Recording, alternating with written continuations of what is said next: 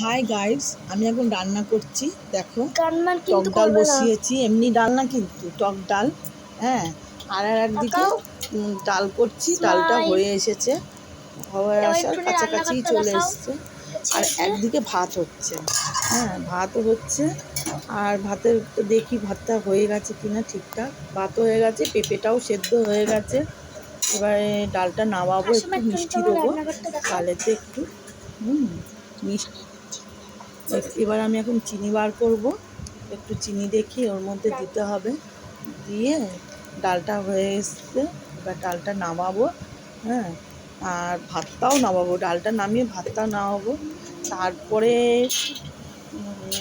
তারপরে আর ডালটা নামিয়ে এবার পোস্ত বসিয়ে দিলাম একটু। দেখো, পোস্ত বসিয়েছি, পোস্তটা করব। অনেক ভাজা টাজা রয়েছে, অনেক কিছু রয়েছে, চাটনি। বুঝতেই তো পারছো, আজকে নিরামিষের দিন। অনেক নিরামিষের দিনে একটু রান্নাটা বেশি হয়, 7 রকমের হয়েই যায়। ঠিক আছে। এবারে ভাজা টাজা করবো, পোস্ত টোস্ত। দেখো, তোমরাও চলে আসো, সবাই খাবে এখানে।